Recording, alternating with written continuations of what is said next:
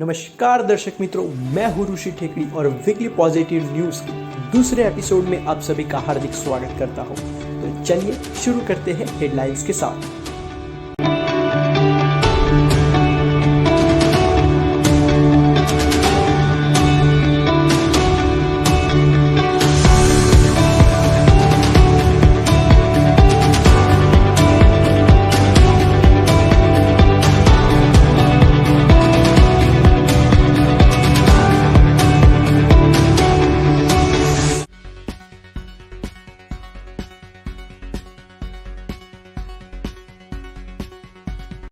Corona काल में सबसे तगड़ा झटका देश की जीडीपी को लगा था।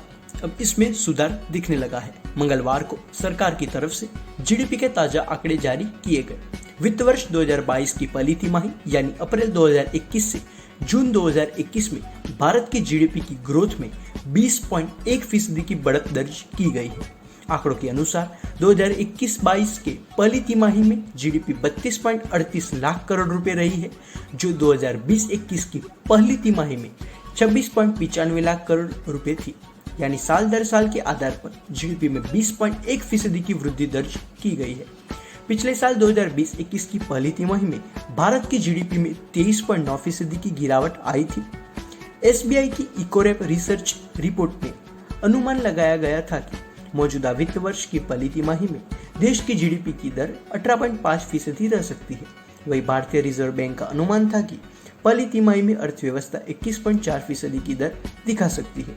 अभी सरकारी आंकड़ों के अनुसार जीडीपी ग्रोथ रेट 20.1% है, जो रिजर्व बैंक के अनुमान के बेहद करीब है। जीडीपी की इतनी शानदार ग्रोथ रेट यह संकेत दे रही है कि भारत की अर्थव्यवस्था तेजी से सुधर रही है।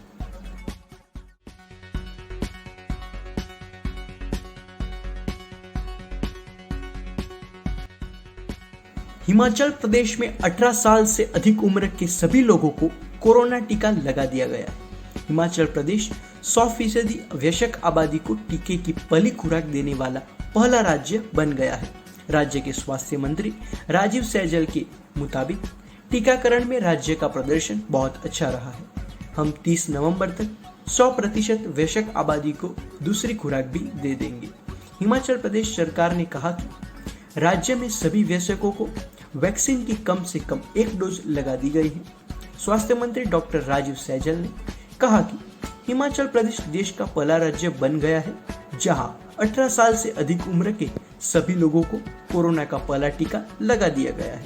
उन्होंने कहा कि अभी तक 13 लाख लोगों को दोनों टीका लगाया जा चुका है।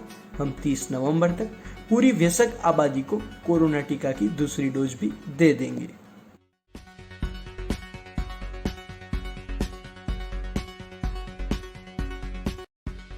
झारखंड की आकांक्षा कुमारी भूमिगत खदान में काम करने वाली कोल इंडिया की पहली महिला खनन इंजीनियर बन गई है। सेंट्रल कोलफील्ड्स लिमिटेड ने 31 अगस्त को इस बात की जानकारी दी। सोशल मीडिया पोस्ट के अनुसार Akanksha Kumari Birsa institute of technology Sindri से ग्रेजुएट है। 25 साल की Akanksha coal India limited CIL में दूसरी महिला खनन इंजीनियर है और झारखंड में उत्तरी करनापुर क्षेत्र में अपनी चूरी भूमिका खदानों में CIL में शामिल होने वाली पहली भारतीय महिला है। CCL ने एक बयान में कहा, आकांक्षा महिला कर्मचारी अधिकारी से लेकर डॉक्टर से लेकर सुरक्षा गार्ड और यहाँ तक कि डंपर और बेलचा जैसे भारी मशीन चलाने तक की जिम्मेदारियों को निभा रही है और हर भूमिका में शानदार काम कर रही है। CCL से पहले कुमारी ने 3 साल तक हिंदुस्तान जिंक लिमिटेड की राजस्थान में बलरिया खदानों में काम किया था। बयान में कहा गया है कि कुमारी अपने सपनों को पूरा करने का श्रेय अपने परिवार को देती है। उन्होंने कहा कि CIL में शामिल होकर अपने बचपन का सपना पूरा किया है। वह अब कंपनी के लिए अपना सर्वश्रेष्ठ देने की उम्मीद करती है। घोषणा के बाद केंद्रीय कोयला, खान और संसदीय कार्य मंत्री प्रहलाद जोशी ने आकांक्षा कुमारी को उनकी उपलब्धि पर बधाई दी और इसे प्रगतिशील शासन का एक हिस्सा बताया। भाजपा सांसद PC मोहन ने भी इसे लैंगिक समानता को बढ़ावा देने के लिए ऐतिहासिक क्षण बताया।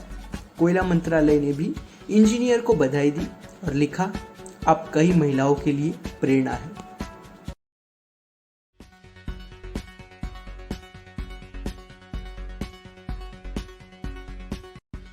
भारत ने टोक्यो पैरालंपिक में कुल 19 मेडल जीतते हुए अब तक का अपना सबसे शानदार प्रदर्शन किया है। भारतीय खिलाड़ियों ने पैरालंपिक में कुल 5 गोल्ड मेडल, 8 सिल्वर और 6 ब्रॉन्ज मेडल जीता। इस पैरालंपिक खेलों में भारत ने जो 5 गोल्ड मेडल हासिल किए हैं उनमें से 2 शूटिंग, 2 बैडमिंटन और 1 जैवलिन थ्रो में मिला है। इस बार देश के लिए सबसे पहला गोल्ड मेडल अवनी लेखारा ने महिलाओं के 10 मीटर एयर राइफल शूटिंग मुकाबले में हासिल किया था। दूसरा गोल्ड मेडल सुमित एंटिल ने भाला फेंकने में प्राप्त किया। इसके बाद मनीष नरवाल ने 50 मीटर पिस्तौल की शूटिंग प्रतियोगिता में तीसरा, प्रमोद भगत ने बैडमिंटन में देश के लिए चौथा और कृष्ण नागर ने बैडमिंटन में ही देश को 5वां गोल्ड मेडल दिलाया। टोक्यो पैरालंपिक खेलों में भारत ने अब तक कुल 8 सिल्वर मेडल प्राप्त किए हैं। इनमें से एथलेटिक्स में सबसे ज्यादा 5 सिल्वर मेडल मिले हैं। इस बार देश के लिए सबसे पहला सिल्वर मेडल टेबल टेनिस के एकल मुकाबले में भाविना पटेल ने जीताया था। उनके बाद निषाद कुमार ने हाई जंप में तो योगेश कथुनिया ने चक्का फेंक प्रतियोगिता में सिल्वर हासिल किया। देवेंद्र झाझरिया ने भाला फेंकने में सिल्वर प्राप्त किया। इसके बाद मरियप्पन थांगेवालू और प्रवीण कुमार दोनों ने ही हाई जंप में सिल्वर मेडल अपने और देश के नाम किए। शूटिंग के 50 मीटर पिस्तौल मुकाबले में सिराज अडाना ने सिल्वर मेडल प्राप्त किया। नोएडा के डीएम और बैडमिंटन खिलाड़ी सुहास यतिराज ने खेल के आखिरी दिन रविवार को सिल्वर मेडल अपने नाम किया। 2020 के पैरालंपिक खेलों में देश के झोली में अब तक 6 ब्रॉन्ज मेडल आए। इनमें से एथलेटिक्स और शूटिंग में 2-2, आर्चरी और बैडमिंटन में 1-1 ब्रॉन्ज हासिल हुए हैं। सबसे पहले सुंदर सिंह गुर्जर ने भाला फेंकने में ब्रॉन्ज मेडल प्राप्त किया, तो सिराज अडाना ने शूटिंग के 10 मीटर एयर पिस्तौल मुकाबले में ब्रॉन्ज अपने नाम किया। उसके बाद शरद कुमार ने हाई जंप में, तो अवनी लेखारा ने शूटिंग के 50 मीटर राइफल मुकाबले में ब्रॉन्ज मेडल प्राप्त किया। इस तरह इस बार के पैरालंपिक खेलों में अवनी लेखारा और सिराज अडाना ने 2 ऐसे खिलाड़ी हैं जिन्होंने अपने अपने नाम 2 मेडल किए हैं। आर्चरी में हरविंदर सिंह ने, तो बैडमिंटन में मनोज सरकार ने भी इस बार ब्रॉन्ज मेडल हासिल किया है। भारतीय प्रधानमंत्री नरेंद्र मोदी ने सोशल मीडिया पर भारतीय खिलाड़ियों को पैरालंपिक में बेहतरीन प्रदर्शन के लिए खूब बधाई दी है। उन्होंने मेडल जीतने वाली सभी खिलाड़ियों को फोन पर बात करते हुए व्यक्तिगत रूप से शुभकामनाएं दी।